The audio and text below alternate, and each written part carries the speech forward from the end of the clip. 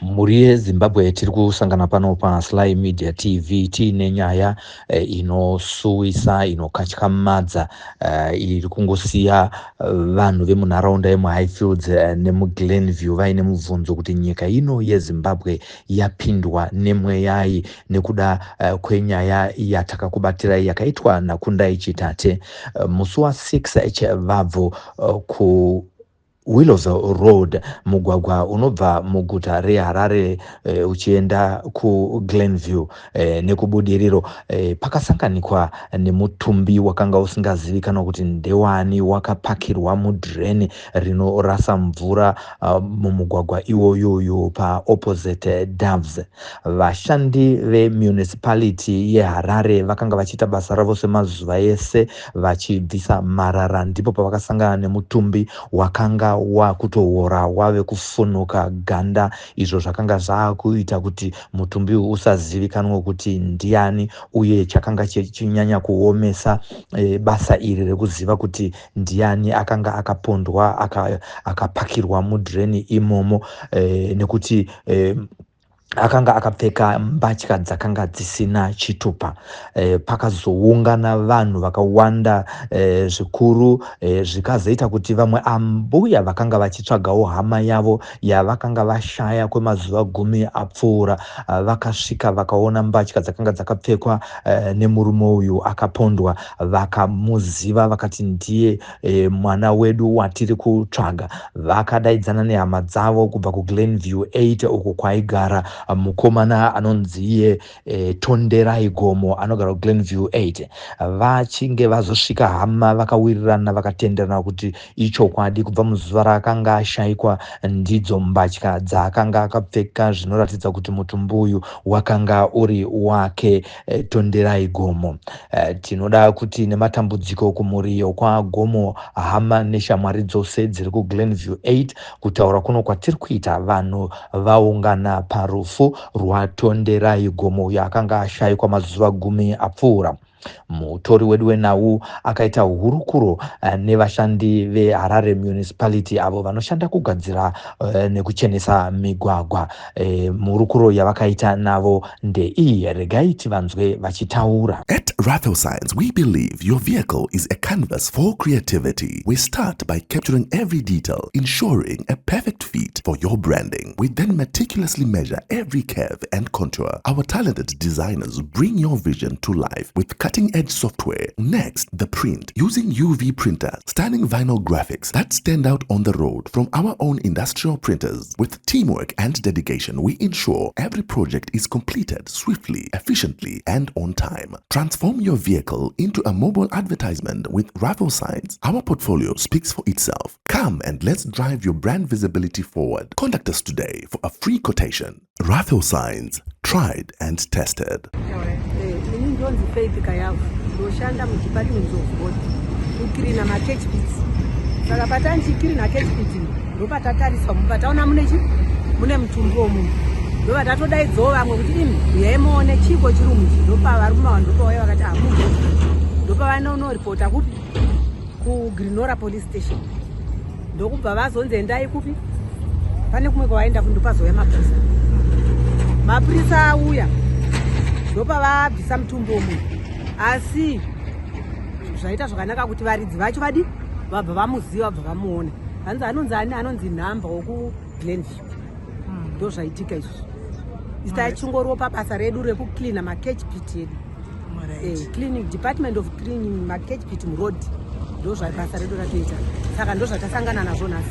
Chiitiko chinorwadza zvinongorwadza. Hanzi akanga ashayika zvonguva yakareba sei? Pane 9 days, 9 to 10 days vachimutsvaga. Saka 9:30 kuseni ndopatamuona ari. Zvakamba. Saka imimi sekunzwa kwamaita kana kufunga kwenyu, angangodaro akapondwa here kana kuti akaita zvekuti? Inini maonero angu nemafungiro angu nekuti munhu ari kunzi aita kuenda kumusha kwamurombedzi akatopuwa $6 nehama dzake, matsanangudziro adzanga dzichiita. $6 iya semunhu aimwa doro akaimwa doro ndobva yapera. Achibva anoita mari icho yekukwesha zvaayikwesha kumafenicha uko, akaita edhera ari kunzi akaenda nehanzvadzi yacho matsanangudzira aita hanzvadzi yacho kuti akaita richo $7 achikwesha zvawaikwesha kumafenisha. Ndobva anonobvunzana nevanhu vaakashandira kumafenisha.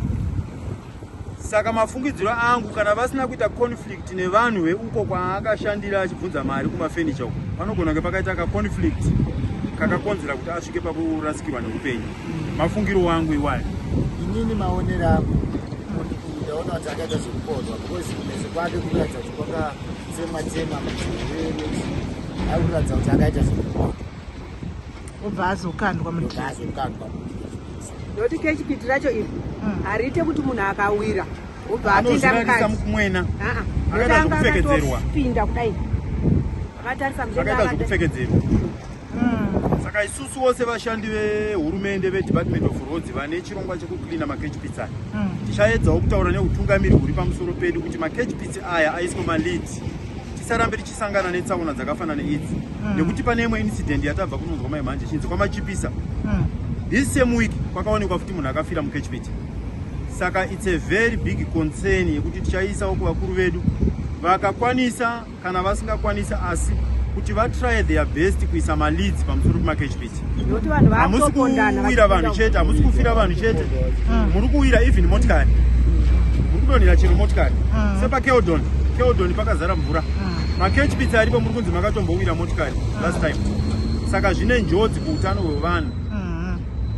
Saka imimi zvekuklina izvi matozvitanga nhasi here kana kuti mamuchiklina wiki rese? Takazvitanga kubva musi wa4 May 4 March. Alright. 4 March. Asi kuno kuna Willowville. Kuno kuna Willowville dza 2 times ya second time tichifika.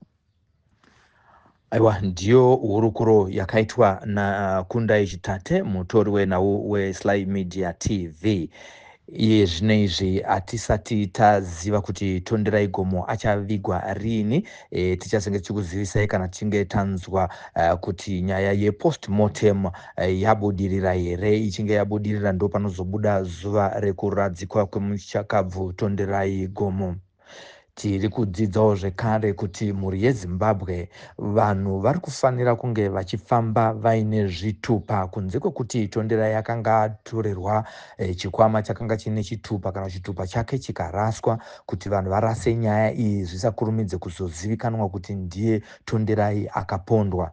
Nyaya iyo yakafanana zvekare nemukomana akatsikwa kumazowe svondo rakapera akazonovigwa kudunhu rekwachidembo kwaNyakudya achifungidzirwa kuti ndiDecide Nyakudya. Iri nyaya yatakafambira pano paSly Media TV iri pavideo section, munogona kunge muchiiona.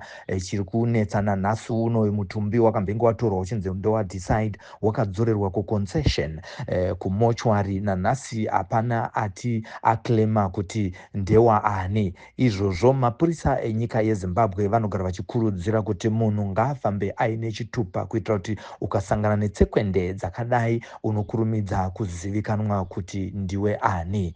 Nyaya iyoyi iri kuenda ichisuwisa zvakanyanya nekuti pakanga pakaungana vanhu, pakabudawo zvekare mashoko ekuti svondo rakapera kwamachipisa kwakawanikwa zvekare munhu akaiswa mudhireni, zvinoratidza kuti nharaunda iyoyi yeHighfields Willowville Road zvichipinda muGlenview kune vanhu vave kuita basa irori rekuponda hama dzisina makaya dzapara vachizopedzisira vavakanda mumadhireni. Mapurisa anokurudzira kuti kana pane munhu ane umbowo hwezvenyaya dziri kuitika idzodzi munharaunda iyoyi yekuponda vanhu kuvaisa mudhireni, munokurudzirwa kuti muzivise mapurisa ari pedyo nemi. Havazokunetsai nekuti munenge muchinzwisisa nekuziva vanhu vari kuita izvi, asi kuti munogona kuzviita muchinyararire mazita enyu achizoprotectwa kana muchinge manongedzera marapatsetsetse mhondi idzi dzinodya zvevapfupi nekureba nekubira vanhu vachizoganhura upenyu hwavo nguva isati yakwana. Tinotenda kuna Kundai Chitate akaita nhau iyi. Ini ndinonzi Sylvester Tapfumanei. Kana muine nhau dzamunenge masangana nadzo dzezvinosuwisa, zvinokatyamadza nezvinoda kufumurwa, makatsonogoka kurutirovera runhare panhamba dziri paskrini 0773761800. Zvisinei kuti muri kupi munharaunda yenyika yeZimbabwe, tinosvika ikoko. Mazvita muve nekuona kwakanaka mavideo nemanews news items akazara pano pa Sly Media TV pa video section. Rambai muchisubscribe nokuklika notification button kuti musarasikirwe nenyaya dzatinokuunzirai pano pa TV yedande mutande yamunofarira mazvita.